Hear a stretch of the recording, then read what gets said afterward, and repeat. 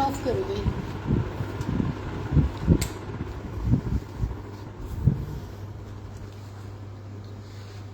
बोतल ले पानी की उठा के मैडम जी। ठाकुर साहब हाजिर करें आप। बोलो एक बार दर्शकों को कि जुड़े आप, जल्दी से जुट जाए। इधर आके बोलो लें सबको, जल्दी से जुट जाए। श्री की रिक्वेस्ट सुने भैया आप लोग। बोलिए श्री, क्या बोलती तू गाइस को? Hello guys, welcome to my new blog. जी जी नमस्कार, भारत माता की जय। कैसे हैं आप लोग? मैं उम्मीद करती हूँ कि आप बहुत अच्छे होंगे। ईश्वर से मैं कामना करूं कि आप खुश रहें, सुरक्षित रहें और आपका स्वास्थ्य एक नंबर और बहुत बढ़िया रहे।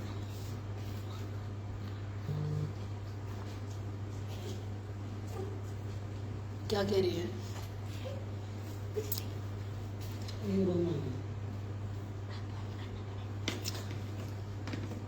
हाँ जी, एक बार जुड़ के शेयर करना। शिव भगवान के स्थान पर माता वैष्णो देवी की यात्रा पर जो आतंकवादियों के द्वारा भारत में घटना हुई, केवल फेसबुक पर या सोशल मीडिया पर डाल देने से के दुख है, काफी नहीं है। ये चिंता का, चिंतन का और हिंदुओं की श्रद्धा का, विश्वास का, भगवान का, एक उस आतंकवादी घटना का विरोध के साथ साथ ना जागरूक होना पड़ेगा। उन यात्रियों का तो शायद कोई कसूर नहीं था और ना उसके अंदर एक जाति के लोग थे। कई मजहब के भी हो सकते थे, कई जातियों के भी हो सकते थे। क्या चल रहा है भारत के अंदर? भारत के अंदर हिंदू, हिंदुस्तान और विशेषकर भगवा, उसके खिलाफ एक मुहिम चल रही है। भारतीय जनता पार्टी के खिलाफ एक देश में आतंकवाद छिड़ा हुआ है। भारत के टुकड़े करने के लिए लोग पाकिस्तानियों का भी साथ दे सकते हैं, आतंकवादियों का भी साथ दे सकते हैं। इस घटना को लेके क्या सोचोगे आप? क्या आपके मन में विचार पैदा होगा? जो मिलिट्री में है, बॉर्डर पे है, वो हमारे बच्चे हैं, आए दिन तिरंगे में लिपट कर आते हैं, वो देश के बच्चे हैं। चिंता नहीं होती आपको? आप यहां भारत के अंदर खतरा है हमें, बॉर्डरों से ज्यादा, आतंकवाद से ज्यादा भगवे के खिलाफ, भारतीय जनता पार्टी के खिलाफ जो ये जहर रोज पैदा हो रहा है, इससे खतरा है हमें। सहारनपुर में सीधा आऊं तो जिस तरह से ठाकुर पूरण सिंह जो एक मुहिम छेड़ के भगवे के खिलाफ, आपने कितना बड़ा तीर मार दिया।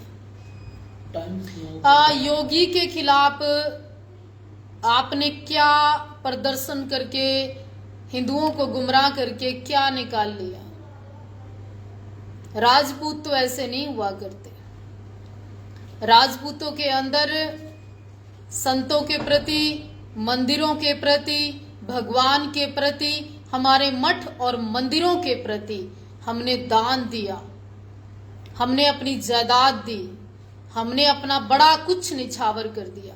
मठ मंदिरों के प्रति ठाकुरों ने वो सहयोग दिया, हिंदुओं ने वो सहयोग दिया कि हाथ में अगर 2 रोटी है तो एक साधु को देने की इच्छा रखते हैं। उस हिंदू समाज को आपने क्या दिया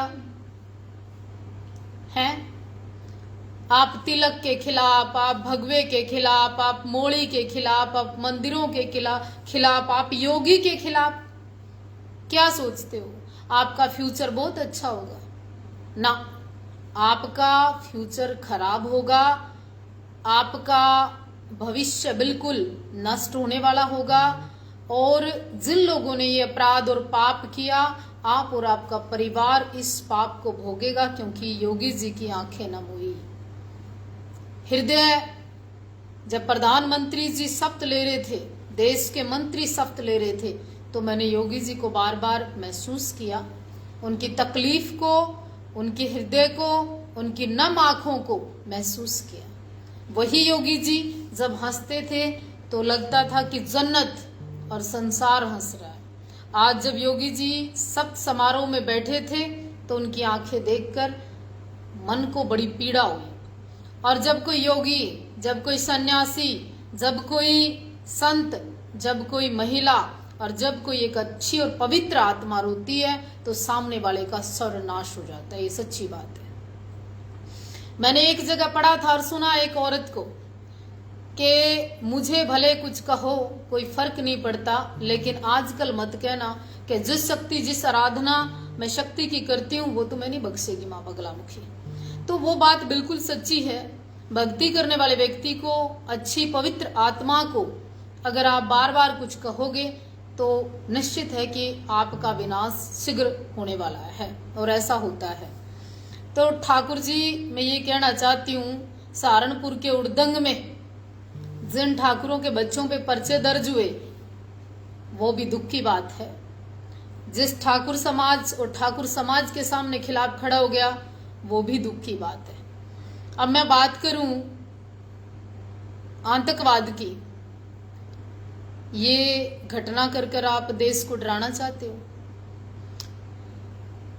इतने लोग मारे गए, इतने यात्री मारे गए, ये कर आप हिंदुओं के पेशेंस की परीक्षा ले रहे हो, भारत की परीक्षा ले रहे हो कि उधर शपथ ली प्रधानमंत्री ने और इधर देश के अंदर इतना बड़ा कांड हो गया, इतनी जानें चली गई। वो जरूरी तो नहीं था कि भारतीय जनता पार्टी के लोग थे, वो जरूरी नहीं था सभी यात्री भारतीय जनता पार्टी के हों। तो इससे पीड़ाजनक, इससे दुख की बात और क्या हो सकती है देश के लिए। और सबसे दुखदाई बात, अंतिम बात मैं कहूं कि देश के अंदर जो माहौल क्रिएट हो रहा है, खालिस्तान मोमेंट को सपोर्ट करने वाले लोग सांसद बन जाते हैं। एक आईपीएस अधिकारी, इतनी बड़ी पोस्ट पे बैठने वाला अधिकारी हार जाता है। कमाल है। एक हिंदू बेटी को बोलने वाले लोगों को 8 लाख रुपए इनाम दिया जाता है। एक सेकंड, इसको ऊपर कर दो पहले।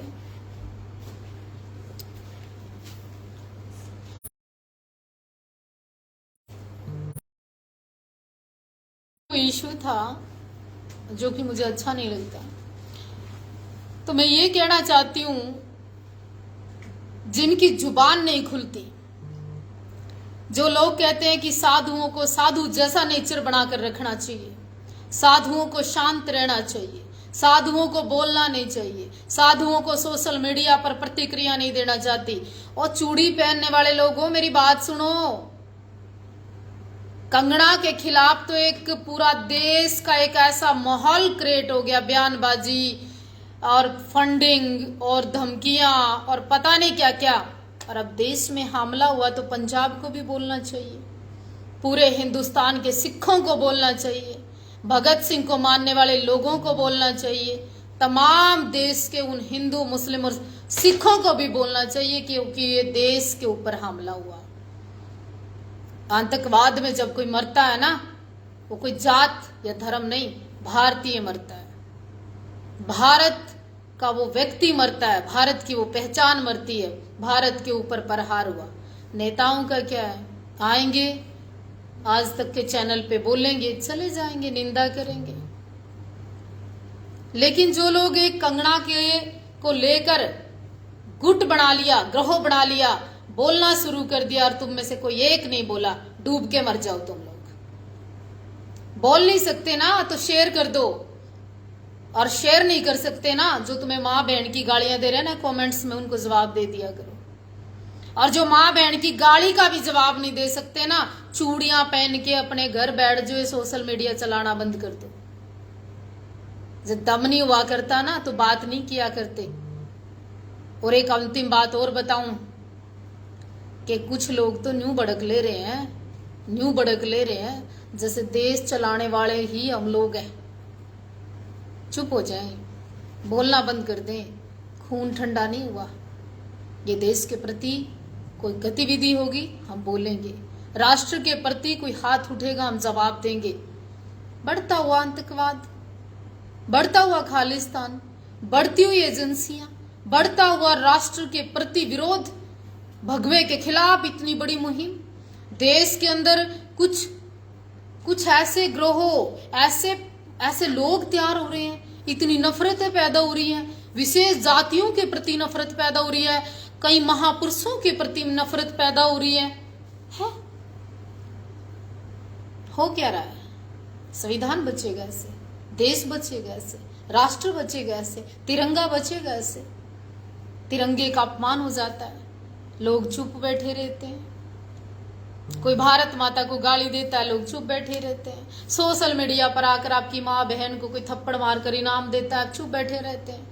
मैं बोलती हूँ तो लोग कहते हैं क्यों जगा रही है हिंदुओं को, क्यों जगा रही है राष्ट्र के लोगों को, क्यों भड़काऊ बयान दे रही है, क्यों घी डाल रही है कि जननी जने के भक्त जन के दाता, ना के दाता के सूर और ना जननी ऐसी नपुंसक औलाद से बांझ रहे। क्या तो खून में गर्मी होनी चाहिए तुम्हारे, जनून होना चाहिए तुम्हारे, और या फिर ऐसी औलाद से तो माँ बे औलाद अच्छी है।